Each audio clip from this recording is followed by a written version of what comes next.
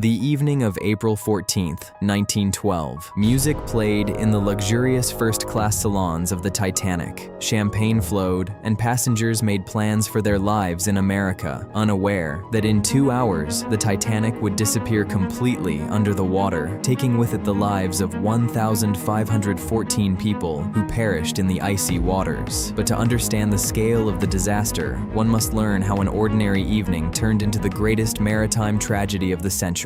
Background. In 1907, Joseph Bruce Ismay, chairman of the White Star Line, met with Lord Peary, head of the Harland and Wolff shipyard. Their competitors at Cunard Line had just launched the Lusitania and the Mauretania, the fastest liners of their time. White Star could not win the speed race, so it chose a different strategy: luxury and size. The decision was made to build 3 Olympic-class ships: Olympic, Titanic, and Britannic. The Titanic was laid down on March 31st, 1909, at the shipyard in Belfast. More than 3,000 workers were involved in its construction. 8 people died during construction, which was considered surprisingly low for a project of this scale at the time. The ship was 269 meters long, had a displacement of 52,310 tons, and was divided into 16 watertight compartments. Engineer Thomas Andrews calculated that the ship would remain afloat even if 4 compartments were flooded. The cost of construction was $7.5 million,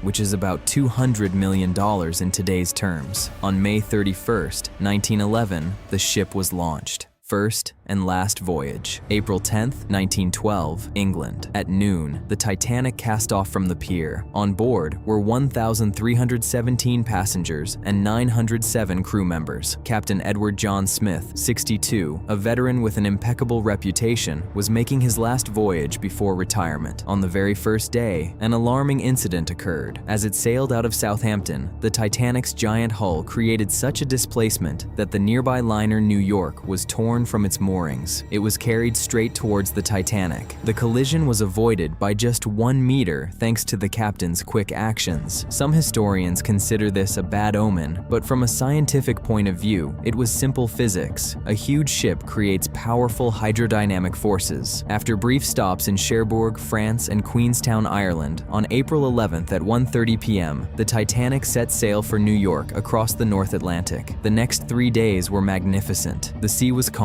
According to witnesses, it was the calmest sea experienced sailors had ever seen. But there was one problem: ice. The fatal night, April 14th, 1912, Sunday. Titanic radio operators Jack Phillips and Harold Bride received 7 warnings about ice danger from other ships. Captain Smith received some of them, but not all. At 10 p.m., lookouts Frederick Fleet and Reginald Lee took their posts at the bow. They did not have binoculars. They had been left behind in Southampton due to the hasty replacement of the second officer. This fact is often overlooked, but it is critically important. The air temperature was falling. By 11:30 p.m., it had dropped to -3 degrees Celsius, and the water temperature was around -2 degrees Celsius. The sea was completely calm. There were not even ripples at the base of the icebergs, which are usually visible in the dark. 11:40 p.m., Frederick Fleet saw a dark mass ahead, only 500 meters to the iceberg. He struck the ship's bell 3 times and grabbed the phone. Iceberg dead ahead. On the bridge, First Officer William Murdoch made a decision in a matter of seconds. Full speed astern, hard to port. It was a fatal mistake. Modern analysis shows that if the Titanic had hit the iceberg head-on,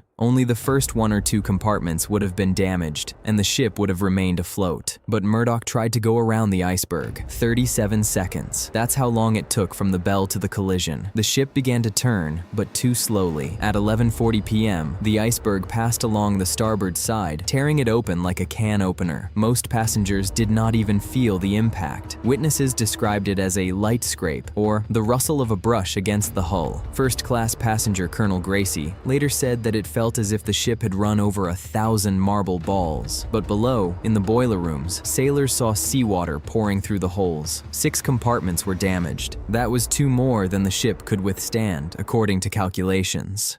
Disaster. Thomas Andrews, the ship's designer, went down to inspect it. At midnight 15, he reported his verdict to Captain Smith. The Titanic was doomed. The ship could hold out for an hour to an hour and a half. 2 hours at most. Captain Smith gave the order, women and children into the lifeboats. But this is where the next tragedy began. The Titanic had 20 lifeboats with a total capacity of 1,178 people, while there were 2,224 people on board. The crew had not conducted any drill exercises. No one really knew how to lower the lifeboats. The first lifeboat, number 7, was lowered at 12:40 a.m. with 28 people, even though it had a capacity of 65. The officer was afraid that the lifeboat would break under the weight, even though each one was designed to carry a full load. The orchestra, led by Wallace Hartley, played on deck to try to prevent panic. They played ragtime and waltzes. All 8 musicians died. Radio operator Jack Phillips sent CQD distress signals, then the new SOS signal.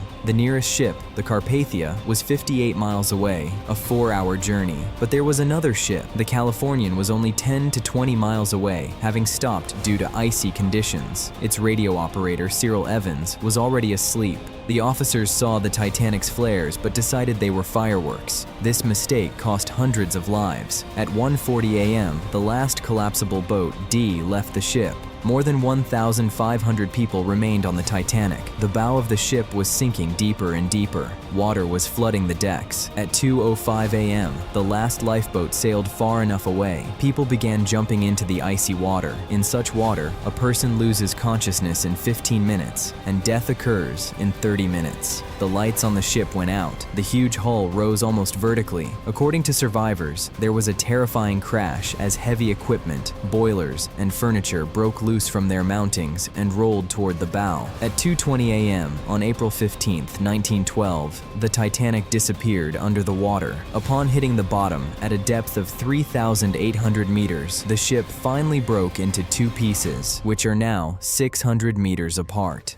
Rescue and victims. Hundreds of people were in the water, but the lifeboats did not return. Of the 20 lifeboats, only one, number 14, commanded by 5th Officer Harold Lowe, returned to the scene of the disaster. They rescued 4 people.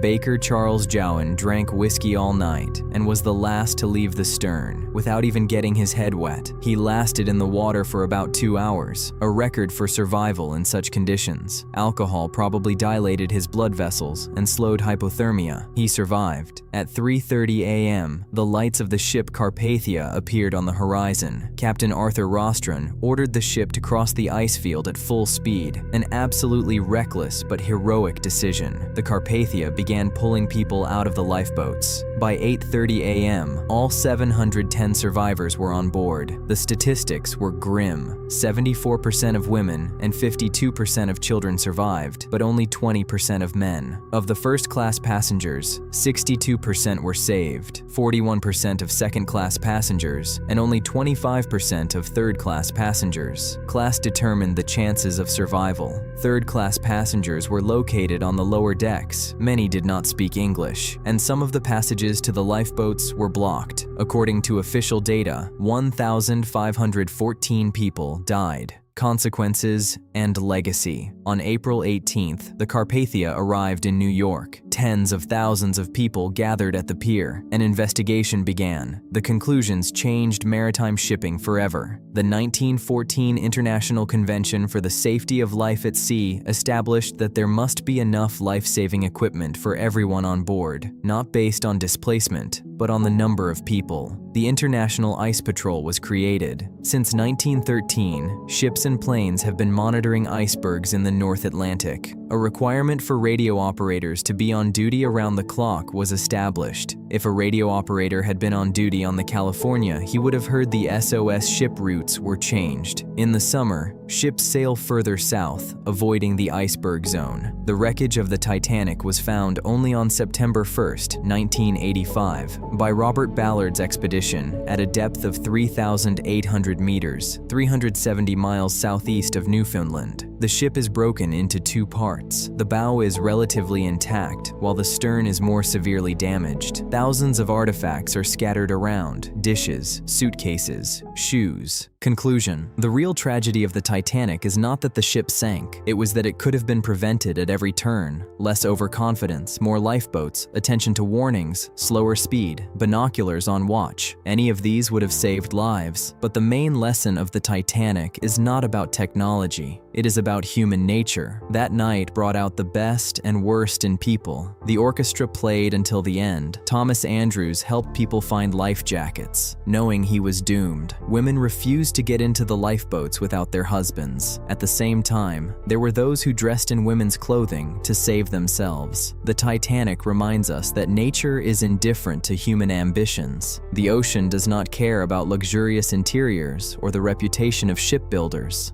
Ultimately, everyone is equal in the icy waters of the Atlantic, and it is this harsh truth that makes the story of the Titanic eternal.